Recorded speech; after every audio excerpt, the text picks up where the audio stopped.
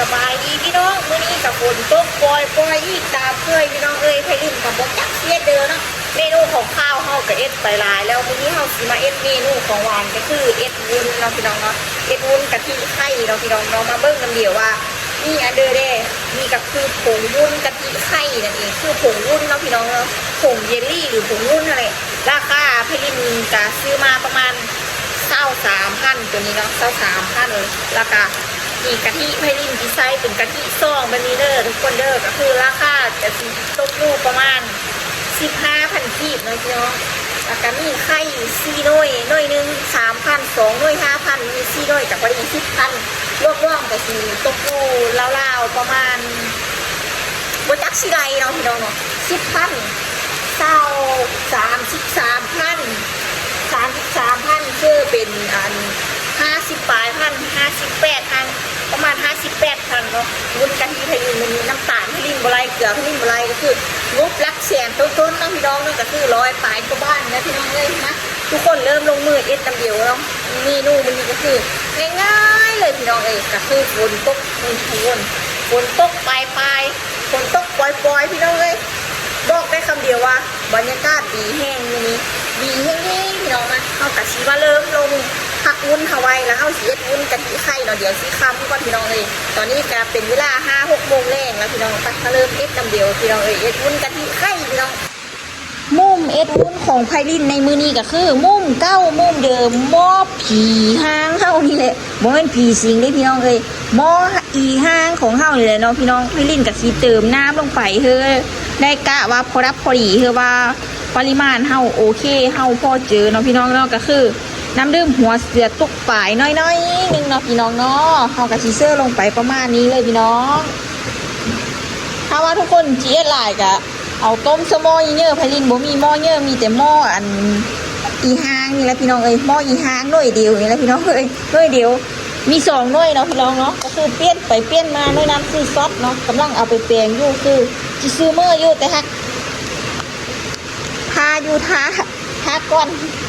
นว่ามันจีได้มือเลยพี่น้องที่เห็นหม้ออันมือไพลินมือเลยอาสิเห็นหม้ออีหางไพลินอยู่นี่คือเก่าเฮากี่เชื่อวุ้นผงวุ้นนี่ลงไปพักน้องพี่น้องเสื้อลงไปพักแบบนี้เลยพี่น้องเลยอ่านอยากใส่วุ้นยี่ห้อเลยตาเลยกับเสื้อได้เลยใส่ได้คือเดียวพี่น้องซื้อได้คือเดียวอะไรพี่น้องเสื้อนี่ก็คือไพลินจีเสื้อน้อยเดียวเนาะเพราะว่าเสื้อหมดเลยซะเพราะว่าเฮาสีเอสมันเข้มข้นเพราะเฮาเอสกินเองนะพี่น้องเฮาสีบ่เอสอันนั่นเนาะพี่น้องเนาะแล้วก็สีข้นปะพักวุ้นไว้จักน้อยนึงแล้วเฮาค่อยสีมาดังไฟเนาะพี่น้องเนาะหรือว่าเสียบไฟนั่นเองพี่น้องนี่ก็สีได้ออกมาประมาณนี้เลยเด้อพี่น้องเด้อเดี๋ยวไพลินก็สิขอพักหม้อไว้จักแป๊บนึงก่อนเนาะแล้วเฮาประมาณ15 นาทีหรือ20 นาทีเนาะแล้วเฮาค่อยสีอันมาทำการเสียบไฟเนาะเสียบไฟเพื่อต้มวุ้นเฮาแหละพี่น้องเอ็ดง่ายๆสบายแป๊บเดียวกันแล้วนะพี่น้องไปทุกคนทาเบิ้งน้ำเดียวว่าสีเป็นแล้วเลยวุ้นของไพลินนะทุกคนไปมาเบิ้งน้ำเดียวมาพี่น้องไพลินรอพักวุ้นก็คือได้โดนเจอประมาณ15 นาทีแล้วพี่น้องไพลินสีเอาจากประมาณ5 นาทีเฮาสิมาข้นกะทิทาเนาะก็คือกะทิซองนี่แหละพี่น้องมีค่าโคมมาเลยไพลินบ่มีเนาะบ่เห็นจักประยุกต์กระเดือวะพี่น้องใส่เชียวกัดแทนพี่น้องใส่เชียวขี้แทนอะไรแล้วเนาะไปสบายง่ายๆพี่น้องลิ้นกะทิเทผงอันกะทิลงไปประมาณนี้เลยเนาะพี่น้องเนาะก็คือเอ็ดตามเดี๋ยวมันเนาะพี่น้องเนาะเอ็ดกินเองนะบริเอ็ดซื้อเอ็ดขายไม่เอ็ดเลิกกินนะเขากินคนเดียวกินเองนะแล้วก็ไปฝันหูฝันช่วงกินนะพี่น้องถ้าเสียบนะถ้าบุเสียบก็ไปกินไอเดียวแล้วเนาะไปเลิกกินน้ำเนาะโอ้พี่น้องคันบุเสียบนะคันเสียบกับไฟว่าเดี๋ยวมือกินที่เทน้ำลงไปประมาณนี้คือบุแม่น้ำโพนเลยพี่น้องกินที่เทน้ำเย็นลงไปนะเทน้ำเย็นลงไปแล้วเขามาเอาจองเข้ามาก้นเนาะคนทำมันแดะทำเพื่อมีเงื่อนไขอันเสื้อน้ำโพนกระดีน้องพี่น้องมันจะแดะง่ายเขาเลือเสื้อน้ำเย็นมันจะเป็นขึ้นที่นี่เป็นก้อนเดี๋ยวไปดึงก้อนนี่นะก้อนแต่มันจะหอมไม่ได้พี่น้องแต่ที่ข้าวบะหมี่มะพร้าวนะพี่น้องถ้าว่าอยู่บ้านนี่เอามะพร้าวเนี่ยซื้อพี่น้องคือเสียที่ขนาดมะพร้าวซื้อนะพี่น้องแต่อันนี้เขาเสื้อเป็นกะทิส้มหรือกะทิผงก็ได้หรือกะทิฟองเพื่อมีเงินไข่เอากะทิฟองซื้อกระเทียมเอาพี่น้องเนาะเอาเลยกระเทียมเพื่อเขากินเองนะพี่น้องเอ็ดกินเองเอ็ดเดียวเลยกระเทียมพี่น้องส สำหรับคนอันมักง่ายขี้คานคือพลินนะโอ้ยบอกเลยพี่น้องเลยแซ่บคือเก้าพี่น้องแต่คนเล่โคเล่มันจะสิได้เป็นน้ำสีขาวเลยพี่น้องเนาะถ้าเริ่มมีเงินไข่ก็เป็นเอาน้ำมอนเชิดแต่พลินเห็นขี้คานมักง่ายก็เลยเอาน้ำมันเชิดมันก็เลยเด่นแดดนี่พี่น้องเลยบอกเลยว่าป้ามักซิความขี้คานมักง่ายของพลินนะทุกคนใครจะเลือกฝากติดตามกดไลค์กดแชร์เพื่อเป็นกำลังใจให้พลินมีเงินซื้อหม้อเมื่อนี่เด้อพี่น้องเด้อถ้าอันคนเนี้ยอันนั่นคนอนุญาตก็น้องพี่น้องก็ตัวซองพลินหันย่างบุพานสมงแต่อย่าลืมกดไลค์กดแชร์เบิ้งเพื่อพลินตามพลินเลยเด้อเพื่อพลินเอ็ดคลิปเมื่อออกมาปั่นพ่อแม่พี่น้องเบิ้งนะพี่น้องเพื่อซื้ออันเงินไปซื้อหม้อแดงบ่เอาเด้อได้พี่น้องเอาเงินไปซื้อหม้อแดงกับพ่อเลยพี่น้องเลยเอาเงินไปซื้อหม้อแดงเพื่ออันมาเอ็ดคลิปเพื่อพี่น้องเบิ้งเรื่องอื่นบ่ว่าเดี๋ยวพี่น้องอันผู้เลิศเจอดีก็ซื้อเขาไปดินกันได้เด้อถ้าอันคนเยอะคนบ่ซื้อนะพี่น้องถ้าคนเยอะคนบ่อนุมัติไปดินกันไว้เอสนี้แล้วเนาะเพราะว่าเฮามักเอ็ดคลิปสไตล์นี้ได้เนาะพี่น้องเลยเฮามักเอ็ดคลิปซื้อเฮาบ่ได้หวังอะไรตอบแทนคันว่าได้ก็ดีเนาะพี่น้องเนาะเพื่อว่าอนาคตข้างหน้าเนาะพี่น้องเนาะโอ้ยคันได้กับชอบเจอเองเลยถ้าว่าคลิปนี้ฮอตแตกแสนคือเพิ่นนั่นโอ้ยเพิ่นยินสิบ่ระบบอ๋อมันนี่แหละพี่น้องเอ้ยวอนผู้เดียวผู้เลยสิเพิ่นยินวอนผู้เดียวนะวอนเพิ่นเองวอนผู้เดียวอยู่นี่นะพี่น้องอย่าลืมติดตามแล้วก็กดไลค์กดแชร์แล้วก็อันคลิปนี้ฮอตแสนวิวเดียวเต้นทุกเบิ่งแน่นอนว่าเพลงนี้คือว่ามันบ่ฮอตจังแน่นอนเพราะว่าคลิปเพลงนี้ร้อยปลายสูงสุดก็แม่น1,000เนาะพี่น้องลองมือเล่นยังบ่เห็นเนาะพี่น้องเลยคำฮอตแสนวิวนี่คือเต้นออมนี่ล่ะพี่น้องเลยนึกยิงคำฮอตแสนวิวนะพี่น้องเลยต้นกะทิซื้อๆยังไปหลายแต่นี่ล่ะพี่น้องคือสิรำคาญคือดินคักเนาะพี่น้องโอ้ยตายแล้วพี่น้องเอ้ยอันฮอตแสนวิวนี่โอ้ยพลังโซเชียลแม่งแต่ก็คือสิบ่ฮอตดอกก็ยิ่งใบบ้าเลยซื้อน้องพี่น้องเลยพูดว่าไปนักหนาสาหักแล้วพี่น้องเคยยินก็ได้เนาะพลังต้นได้ประมาณนี้แล้วเนาะพี่น้องเนาะอันมนุษย์เพื่อมันได้ประมาณนี้พี่ลินกับสิพักฟังนี่แล้วเขากับสิไปอันเบิ้ลโม่เขาเนาะแล้วก็สิไปเสียบโม่แล้วก็ทำการโคเล่เนาะเพราะว่ามันได้20 นาทีแล้วเกือบ20 นาทีแล้วพี่น้องแล้วก็ได้แล้วนะพี่น้องไปเตรียมเอ็ดวุ้นกันที่น้ำเดียวให้มันสีคำก้อนหาคนพี่น้องเริ่มไปทุกคนเอ็ดซอยเดียวค่อยเลี้ยวไว้พี่น้องมาพี่น้องเอ้ยอันนี้ก็บ่ต้องแป๊กเจอเด้อกะทิพี่ลินเห็นแล้วพี่น้องเอ้ยกะทิจองกะทิเพลินเอามาข้นหม้อข้นโคเล่อันนั้นก็อย่าโฟกัสเด้อพี่น้องโฟกัสตั้งแต่อันหม้อผีอันห้างของเพลินก็พอแล้วคนอื่นหม้อผีสิงของเพลินหม้อผีห้างพี่น้องเอ้ยทำการนี่เลยพี่น้องต้มไปเลยพี่น้องต้มไฟอ่อนๆเนาะพี่น้องเนาะเปิดหม้อเปิดแล้วมาพี่น้องคอยคนคอยเบิ้งไปนี่เนาะพี่น้องเนาะบ่เฮามันติดในมันสิเป็นก้อนอันก้อนผู้อังล่างนี่เพลินกับบ่สร้าง CS คือเดียวเนาะเพราะว่าเพลินขี้คานมักง่ายกะที่เพลินก็เลยเป็นก้อนถ้าว่าเพลินซื้อกะที่ป่องมาเสิร์ฟมันก็สีเหลวจบเรื่องแล้วแน่น้องพี่น้องเอ้ยแต่อันนี้ก็บ่สร้างว่าเนาะมันเปลี่ยนไปแล้วเนาะแก้บ่ได้พี่น้องเอ้ยเพลินก็สิข้นไปเนาะพี่น้องข้นไปแบบนี้เลยเนาะค่อยข้นไปเทื่อละน้อยแบบนี้เนาะเพราะว่าเฮาก็สิข้นจนกว่าหม้อเฮาสิฟดพู่นแล้วพี่น้องเอ้ยโมโคตรปลาเลยเพลินกับยีเศร้าบ้านนั้นแล้วพี่น้องเศร้ากับต้องเพื่อมันซุกก็ได้ละพี่น้องเขาก็คอยเอ็ดไปเทื่อละน้อยเนาะเอ็ดไปเทื่อละน้อยอันนี้กับผงวุ้นเฮาก็คือถามว่าแก่นบนนี้โอ้เพลินบอกเลยว่าแก่นดีขนาดเลยเพราะว่าอันหม้อน้อยๆจังสินะเพลินเสื้อตังว่าวุ้นโถงคุณพี่น้องเอ้ยปกติเพิ่นเอ็ดหม้อเยอะกว่านี้ฮะนะแล้วมันกับสีเหลวแต่บุหัวรสชาติที่ออกมาเป็นยังเลิศรสชาติที่ออกมาอูมามิบ่พี่น้องเอ้ยหรือแซ่บบ่แซ่บบ่ฮู้เนาะติดตามรับชมเบิ้งน้ำเดียวเนาะพี่น้องเนาะว่ามันสิออกมาเป็นหน้าตาจังเลยเดี๋ยวให้ดินขอข้นโคเล่ให้มันเข้าเดียวก่อนเนาะพี่น้องเนาะเดี๋ยวหม้อมันสิบ่ฮอนนั่นแหละพี่น้องเอ้ยไปหาเบิ้งน้ำเดียวตอนหม้อไฟลินฟดเด้อมาทุกคนตอนนี้หม้อกระทะอีห้างเฮาก็มีความว่าฮอแล้วพี่น้องแต่มันบ่ฟดคือเฮาเอ็ดอันกินอันฟองข้าวเนาะพี่น้องเบิ้งมันเบิ้งแต่ปลายช้อนมันบ่มีเม็ดอันน้อยๆอยู่ล่ะมันก็แปลว่าผงวุ้นเฮาแตะโตดีแล้วก็ผงวุ้นเฮาสุกดีแล้วนะพี่น้องเอ้ยไผลินก็บ่สร้างสิอธิบายคือเดียวเพราะว่าเฮาก็เฮียนเอ็ดมือนะพี่น้องเอ้ยเอ็ดมือก็ถามว่าเคยเอ็ดบ่ไผลินเคยเอ็ดแต่ฮักเอ็ดก็มีผู้สอนก็คือแม่ล่ะพี่น้องเอ้ยแม่เป็นคนบอกแต่อันนี้บ่ได้อยู่นำแม่เนาะบ่ได้อยู่นำแม่บ่อยู่นะพี่น้องแม่ก็อยู่คนละบ่อนกับไผลินเนาะก็เฮียนในฮัดเอ็ดเอาอะไรค่ะบ่มีผู้สอนเท่ากันเพิ่นเฮียนเธอเทื่อนึงเพิ่นสอนเธอเทื่อนึงก็คงน่าจะเป็นแล้วเนาะพี่น้องเอ้ยไปทุกคนเตรียม เบิ่งทามันฟดจะน้อยเนาะพี่น้องเนาะทามันฟดก่อนจะน้อยนึงล่ะสิเป็นเนาะเลยนั่นกะทาเบิ่งนำเดียวว่าสิออกมาหน้าตาเป็นเนาะเลยเนาะวุ้นกะทิของเพลินมื้อนี้วุ้นกะทิเสื้อไข่เนาะพี่น้องเอ้ยเพลินเช็ดวุ้นกะทิเสื้อไข่เด้อพี่น้องเด้อทาเบิ่งหม้อมันสิฟดบอกแต่ถามว่าหม้อฮอนบ่ฮอนแล้วพี่น้องเอ้ยฮอนแล้วแต่มันยังบ่ทันฟดเพราะเพลินกะโคนไปเลยๆยานมันติดหม้อนะพี่น้องยานมันติดหม้อแต่เฮาดังไฟนี่โอ้บอกเลยว่าท่านเจอพี่น้องตัวเฮาดังไฟเอสนะคือแบบท่านเจอแบบจัดๆเลยเนาะพี่น้องเอ้ยบอกได้คำเดียวว่าจัดแฮงอันนี้เฮาก็คือค่อยคนไปค่อยเอสไปนี่แหละพี่น้องเอ้ยเบิ่งค่อยคนไปทุกคนถ้าเบิ่งตอนหม้อฟดน้ำเดียวอีกเทื่อนึงเพราะว่าหม้อฟดแล้วพี่ลินสิเอาน้ำตาลเอาเกลือลงเนาะพี่น้องเนาะไปทุกคนเบิ่งน้ำเดียวมาพี่น้องตอนนี้หม้อไฟลินกับฟดแล้วเนาะพี่น้องเอ้ยมันกับฟดประมาณนี้แล้วเนาะพี่น้องคันเฮิบฟดหลายก็นี่ก็คือจีเปลี่ยนไปได้แง่เนาะพี่น้องเนาะก็คือเฮ็ดขนมหวานมันกับหม้อนานฟดไฟลินก็คือว่าค้างโดนเติบเลยเนาะพี่น้องเอ้ยกะไฟลินจะชิมาเอาอันเกลือลงเนาะพี่น้องเอาเกลือลงจักอันขออนุญาตใส่มือเด้อพี่น้องเด้อเสื้อสักประมาณซ้ำนี้พอคือมันเข้มเอาจัดหน่อยนึงเพื่อตัดความหวานนะพี่น้องเอ้ยเพื่อตัดความหวานความหวานเขาต้องได้เสื้อเกลือนั่นด้วยพี่น้องแล้วก็เอาเป็นน้ำตาลลงไปอันนี้พี่ลิงกับบอกปริมาณไรเอาตามเจอมากผู้เลือมากหวานกับเสื้อหวานผู้เลือมากอาหารกับเสื้อบหวานไปเลยเนาะผู้เลือมากหวานกันพี่ลิงกับเสื้อลงไปเนาะทุกคนเสื้อลงไปเบิดนี้เลยเนาะก็คือพวกมันย่างน้อยเดียวนึงนี่พี่น้องน้ำตาลพี่ลิงย่างน้อยเดียวพี่ลิงกับเสื้อลงไปประมาณนี้นะพี่น้องเนาะเสื้อเอาตามเจอมากเอาตามเจอชอบของแต่ละคนพี่น้องไอ้มากหวานกับเสื้อหวานมักจางเกลือก็เส้นจางเกลือได้พี่น้องเด้อไปพี่น้องหม้อถามว่าฟดโปฟดแล้วเนาะพี่น้องเนาะให้ลินกันจีข้นเพื่อน้ำตาลมาละลายแล้วค่อยอันหม้อฟดอีเดือนนึงล่ะค่อยสิเอากะทิลงไปนะพี่น้องเนาะเอาน้ำกะทิลงไปแล้วก็เตาะไข่ตีแล้วค่อยเอาลงไปเนาะเป็นบาดก้าวสุดท้ายถามว่าเอ็ดง่ายบอกกะง่ายเนาะพี่น้องถามว่าเอ็ดยากบอกกะยากคือเดียวเนาะพี่น้องเนาะ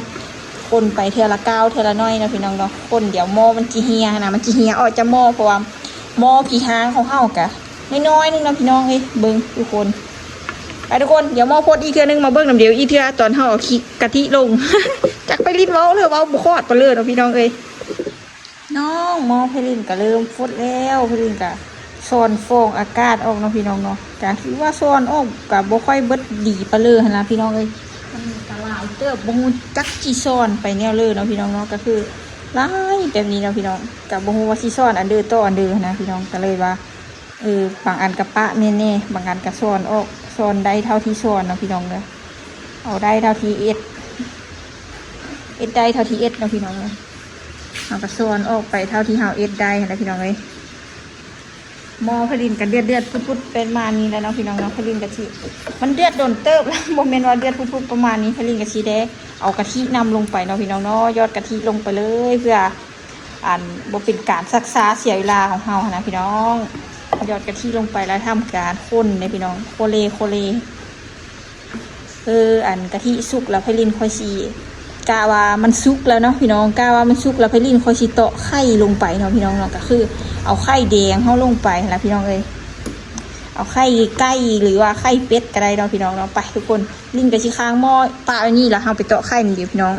มาพี่น้องมาเตาะไข่เสื้ออันนี้น้ำเดียวไข่ซี่น้อยพี่น้องคือไข่ซี่น้อยคือสิเตาะเสื้ออันนี้ก่อนเนาะเตาะแล้วก็ตีให้มันเตะสักก่อนตีให้มันเตะแล้วเขาค่อยสีไปอันนี้เอาลงหม้อเนาะพี่น้องเนาะถ้าหม้อมันปดถ้าเครื่องอันนี้มันสุกก่อนต้มน้ำเพื่อมันสุกจบอีกก่อนเนาะพี่น้องเนาะเดี๋ยวมันชิบสุกขนาดพี่น้องถามว่าต้มโดนหรือบอกต้มโดนแล้วแต่อาชีพนี้ว่าคือแป๊บเดียวเนาะไหวปานคิดตัวเลี้ยวไหวปานคิดตัวพี่น้องเลยใช้เวลาคือแบบโบโดนเนาะพี่น้องแต่ความจริงคือโดนหิ้งเนาะพี่น้องเลยโดนหิ้งเลยบอกได้คำเดียวว่าคือโดนหิ้งพี่น้องเลยโตลงไปประมาณนี้เนาะไข่เขากับซี่นุ่ยบ้านทุกคนขายนุ่ยทะเลอันนี้ทะเลกับโบฮูเนาะแต่บ้านทะเลขายซี่นุ่ยมี10,000กีบเนาะมีเป็นเงินบ้านกับเป็นล่องไรมีเรื่องทะเลกับโปรจักซีไรคือเดียวเนาะผลิตกับงูคือเดียวเนาะเพราะว่าผลิตกับงูค้าเงินขาค่ำเพลินเนาะเอาตามคร่าวๆแล้วเราจะ10,000กีบประมาณชาวบ้านนะพี่น้องเอ้ย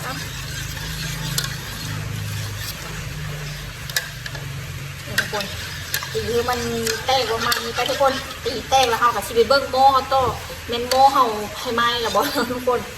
ว้าวเงาสายเงียบหลายเราพี่น้องเราไปเบิ้งหม้อหอกโคตรฮอตตันเลยมันเป็นฮอตตันเลยไปทุกคนไปเบิ้งหม้อน้ำเดียวพี่น้องเอ็ดคูนกะทิซอยเดียวนะพี่น้องเพื่อจะได้กินน้ำเดียวไปพี่น้องเบิ้งน้ำเดียวป้าพี่น้องเลยพี่ดินปะหม้อแป๊บเดียวนึงพี่น้องเอ้ยกะทิพี่ดินกับแตะมันพี่น้องเอ้ยแตกมันเป็นที่เฮียบห้อยพี่น้องเบิ้งซอยเดียวพี่น้อง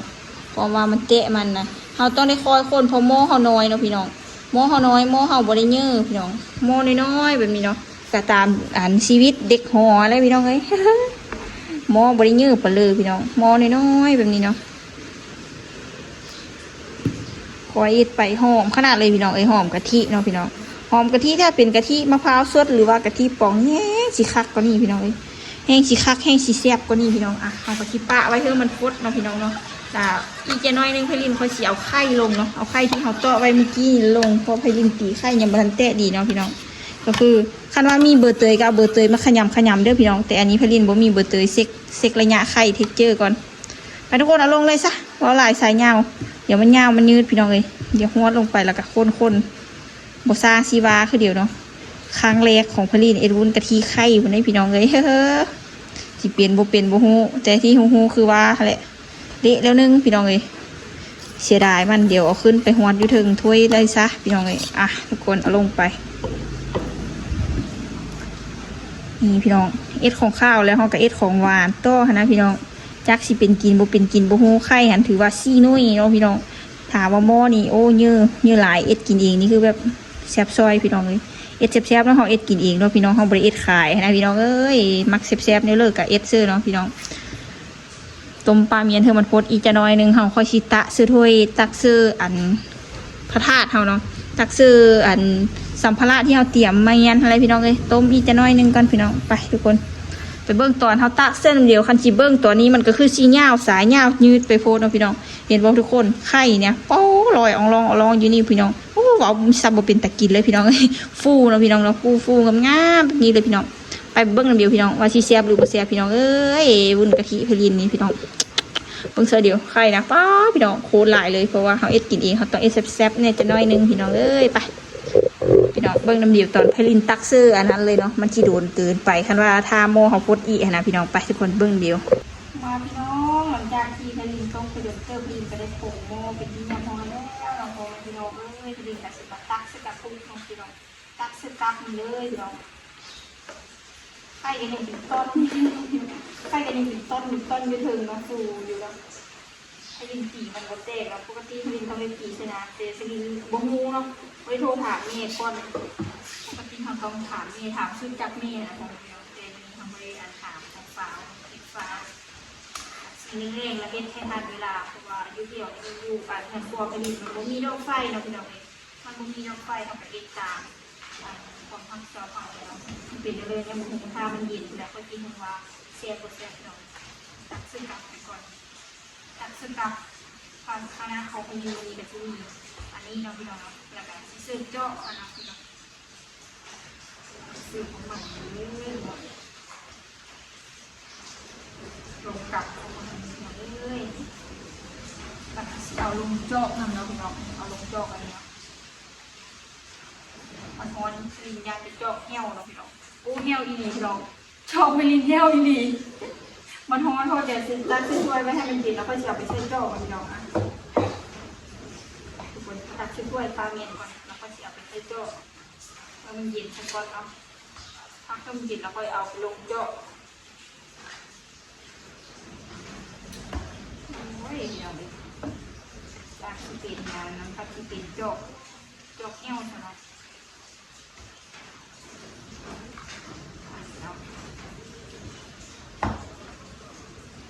แดงๆกัน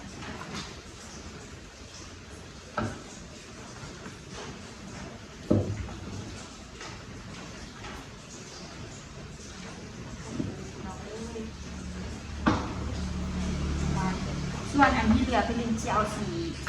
ผงเผือกใส่ค่ะบ่มีเผือกกันส่วนน้องเป็นลินจีเอาเป็นผงใส่ค่ะเอาใส่เป็นผงแทนใส่เป็นผงเป็นยังไงเพื่อโฟมห่อกันเพื่อโฟมห่อเอาบ่มีอันเผือกสดของกาวเป็นเผือกอันนี้ใส่แทนเนาะเป็นเผือกผงใส่แทนก็โฟมห่อ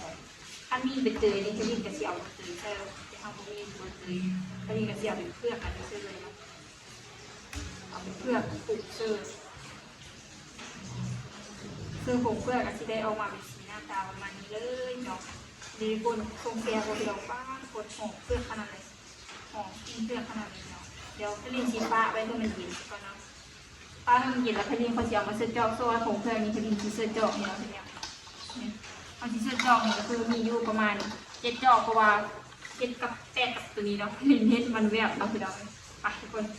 ถ้ามันเย็นแล้วเขาก็จะมาตักเสื้อจอกเลยเนาะเสื้ออันนี้เสื้อนี้คือสีใส่กับตัวนี้เลยใส่กับตัวนี้เนาะแล้วก็ตัวถ้วยของสีแดงเสื้อจอกเนี่ยแดงเสื้อจอกเนี่ยเอ็นแนวละน้อยเนาะเอ็นอันสีวาจะดูให้ดินคำสักสีวาถ้าเบิ้งน้ำเดียวเป็นจะเลยถ้าติดตามเบิ้งน้ำเดียวด้วยพี่น้องเด้อแล้วมาสีกับสีประมาณนี้เข้มข้นขนาดเลยพี่น้องอันนี้ก็สีเปลี่ยนนี่เนาะข้นข้าวอยู่นี่เลยพี่น้องคนอื่นเขาเอ็ดเนี่ยซ้ำเสื้อผลิตเอ็ดทันสั้นเดียวเลยสั้นเดียวเลยแต่กับเราเป็นเราเด็ดเองนะพี่น้องเลยทุกวันนี้น้องเขาเอ็ดกินเองเขาไม่ได้ขายเนาะถ้าเอามาซื้อจอดเดี๋ยวพี่น้องปัดถ้าติดตามมันอีจะน้อยเด้อพี่น้องเด้ออย่าลืมฝากกดไลค์กดแชร์กดติดตามเพื่อเป็นกำลังใจให้พี่ดีเด้อถ้าคลิปนี้ห้องเรียนอยู่ถ้ายิ่งสิเต้นโอมวันนี้เนาะเต้นอ้อมเงินขั้วนี้เลยพี่น้องเลยไปทุกคนเรียกกับขึ้นจีบหัวเป็นคุณจะเป็นเต้นเราพี่น้องไปทุกคนตามเบิ้งเงินเดียวไปทุกคนติดตามเบิ้งเงินเดียวนี่พี่น้องหน้าตาสีวุ่นแปลกประหลดเขากระจิบประมาณนี้เนาะอยู่หม้อกระทะอีหางเขาพี่น้องเอ้ยสีมันกระสีถามว่าเย็นบ่กะเบิ้งคือสีย่างบ่ท่านเย็นไปเลยแต่พลินกะจือฮอนเนาะจือฮอนเนี่ยจะน้อยนึงอันนี้ก็คือสีธรรมดาสีออริจินอลพี่น้องเนาะออริจินอลพี่น้องนี่ก็ตามนี่อันนี้เขากับสีเสื้อเป็นเจาะนี่น้องพี่น้องเนาะเงื่อนอันขั้วของสาวโสดกับสีหงหกเด้อพี่น้องเด้อหงหกเนี่ยจักน้อยนึงแต่กะขอโทษขออภัยหลายกับความหกของมันนะพี่น้องอันนี้ก็เป็นสีมือสีปลาลดนะพี่น้องเอ้ยสีปลาลดเนาะไข่กระจักเป็นเด้อแล้วพี่น้องเอ้ยพี่น้องลองตักเสเจาะเบิ้งอีกจะบาทนึงถ้าว่ามันยังฮ้อนอยู่พลินกับสีขอเปลี่ยนเป็นถ้วยหรือเป็นพาหนะต่างๆที่เฮาจีเอามาซื้อนี่เนาะเดี๋ยวลองเอามือเตะเบิ้งยังฮ้อนอยู่กะถือว่ายังใส่บ่ทันได้แต่ถ้าว่าใส่ได้ก็ลองเบิ่งเนาะทุกคนเอาเสื้อเจาะเบิ่งก่อนเนาะพี่น้องไปทุกคนคันเจาะเหี้ยวกับแปลว่ายังบ่ทันได้คันเจาะบ่เหี้ยวกับแปลว่าได้แล้วมาพี่น้องลองเบิ่งอีกจากบ้านนึงคันเจาะเหี้ยวกับแปลว่ายังมีทันใดคันเจาะบ่เหี้ยวกับแปลว่าได้แล้วเบิ่งเด้อพี่น้องเด้อคันเจาะเหี้ยวกับแปลว่ายังบ่ทันได้คันเจาะมีเหี้ยวกับแปลว่าได้แล้วคนเบิ่งเดี๋ยวเป็นพยานเดี๋ยวเลิกน้องว่าเข้ากับที่ตั้งป้าเมียนอะไรพี่น้องเลยนี่ก็ถือว่าโอเคใช้ได้พี่น้องอ่ะเจ้ามีสองขัดเหี้ยวเลยกับแม่แปลว่ายังใช้งานมีทันได้เดือขัดเจ้ามีเหี้ยวกับแปลว่าใช้งานได้แล้วนะพี่น้องเนาะใจจะโจ้ดีเนาะติดเกียร์ด้วยพี่น้องเลยอันยางเลยก็โอ้ถือว่าผ่านพี่น้องเลยผ่านมันเศร้าโมนเลยพี่น้องเลยผ่านเลยโอ้ยน้องไข่อะประมาณนี้เลยน้องเอ้ยใครหลายๆประมาณนี้เลยเก็บกี่ดีก็ได้พี่น้องถามประมาณโบให้ดินบกุงเนาะเอาเสื้อน้ำตาลไปหลายบอกก็หลายเตื้อเลยพี่น้องหลายเตื้อดูอันน้ำตาลที่มันซื้อกันว่าสมควรไหมถามว่าหวานหรือบ่หวานนี่จะสมควรถามให้ดินคนที่บ่มากหวานกันพอดีแล้วน้องพี่น้องถ้าผู้ลืมมากหวานซื้อหวานนี่เนาะถ้าผู้ลืมบ่มากหวานกันลดน้ำตาลลงอีกเนาะแต่พอดีคนบ่มักหวานก็เลือกกับซื้อประมาณนั้นนะพี่น้องไปเลยพี่น้องเชื่อสีผสมประสานคือสีเป็นโจ๊ะสุดท้ายได้อยู่ประมาณ5 โจ๊ะเนาะคนตัดซื้อไปเสียดายมันพี่น้องมาได้ประมาณ5 โจ๊ะแล้วทำสีมาสีขาวซื้อต่อเอาโม่เอาก่อนเดี๋ยวพี่น้องพอดีโมหิฮาโอ้คนโอ้ยผัดซีเอ็ดจอกรุ่นกับความสละเนาะตายแล้วน้องโมหิฮาค่อยกระดาษที่ป้าเกี่ยนี่เนาะให้เราเกี่ยวเวลาคนเอาซิมาต้าอยู่นะวันนี้เราซื้อยังไงประมาณนี้อันซื้อโจ๊กอันซื้อโจ๊กอันซื้ออันซื้ออะไรเนาะพี่น้องเลยตาภาษาของบรินี้แหละบอกเลยว่าเสียไปเลยพี่น้องเลยเสียเนี่ยจะน้อยไม่ไปเลยขี้มือของไปรีดขนาดเราเลยนี่ซื้อนี่จ้ะมันกัดมีถามว่าจีบโอ้ก็ลืมแล้วทุกคนลืมมีสีใบเด็ดแก่นๆไม่ได้เลยว่ะซื้อยีสองโจ้นี่จ้ะเนาะซื้อประมาณนี้แหละซื้อหลาย เส้นนี้จะน้อยนึงก็ละเส้นแนวละน้อยแต่อันนี้คือสีแบบเต็มทั้งหมดนะพี่น้องนะไปก้นห้องกะสีขอตัวขี้ไปเพียงเท่านี้หรือว่าห้าต้นตอนมันแก้น้ำเดียวกันบอกพี่น้องอ่ะเดี๋ยวอันถ้าถ้ามันแก้ที่ดินกี่ท่าคือเบิ้งอีกเท่านี้แบบมาซีเบิ้งเนาะแล้วค่อยจะปิดคลิปเนาะพี่น้องแล้วอ่ะถ้าเบิ้งอันเดียวนะพี่น้องเดี๋ยวเขาสิป้าไว้เริ่มเป็นเย็นก้อนเขาโม่แห้งแต่กับพวกโม่ทำด้วยลูกไปล้างก็ต้องพี่น้องเลยเย็นแล้วเนี่ยมันจีเขาแล้วก็ก้อนที่ดินอยู่นี่มันบ่มีดอกไฟพี่น้องมันต้องเล็งตามเวลาตามโม่ทำเลยเนาะเพราะว่ามันบ่มีดอกไฟพี่น้องอ่ะเดี๋ยวไปเจอกันที่เดือนตอนขึ้นทำแก้นเราพี่น้องไปเบิ้งเป็นเดียวมาพี่น้องตอนนี้วุ้นไพลินกับเซตโตแล้วนี่เขาเอามาซีม2 4 2รถน้ำเดียวกันตอนนี้ก็ว่าอยากคำเติบแล้วน้องพี่น้องก็คืออันเดอะเติบแล้วพี่น้องครับเป็นย่ามอื่นเนี่ยนะย่ามนี้ก็คือสีคำแล้วพี่น้องคือจิบบัวเห็นเสียงสว่างแบบนี้แล้วพี่น้องมาทุกคนเฮาซีมาซีมวุ้นน้ำกันเอาสีตางเซลบอนมีเสียงพี่น้องก็คือ2 4 2รถซ่าอันเดียวเนาะมาซีมเบิ้งสีอารสจิโน่เฮ้อะไรจิโน่อลิจิโน่สีน้ำมาซาทุกคนเอาพี่น้องเนาะไอ้ตรงนี้เลย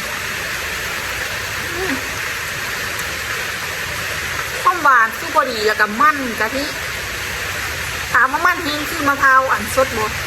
บ่มีความมันแบบนั้นมันแบบหอมๆพี่น้องหอมกินวานิลาเพราะให้ลินเอาวานิลาเด้อเอากินวานิลาเด้อเนาะทุกคนไป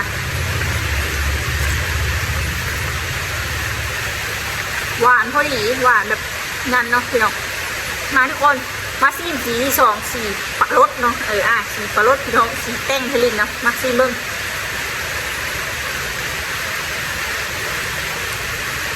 ชิมคำก่อนบูรสชาติทองสีนี้มีความแตกต่างไปลีลาสีนี้แซ่บเพราะมันมีกลิ่นหอมมาเพื่อสีนี้เป็นสีวานิลาสีอันอาริจิโน่พี่น้องเลยจะส่งสีเนาะถ้ามีเบอร์เตยเอามาคั้นเสื้อแห้งที่แซ่บพี่น้องไปลองเอ็ดกินน้ำเดียวเบิ้งเด้อพี่น้องเดิมมั่งเลยเอ็ดแนวนั้นเนาะพี่น้องเนาะสำหรับมื้อนี้คลิปนี้ก็อย่าลืมฝากกดไลค์กดแชร์กดติดตามเพื่อให้ดีเป็นทีมมือเลยเด้อทุกคนเด้อสำหรับมื้อนี้ก็ขอตัวลาไปก่อนเด้อพี่น้องเลยถ้าฮอตแสนนี่เป็นออมนี้เด้อพี่น้องเบิ้งแต่ถ้าบ่ฮอตก็บ่เป็นเลยเนาะพี่น้องเบิ้งคลิปต่อไปพี่น้องเลยสำหรับมื้อนี้ขอค่ะสบายดี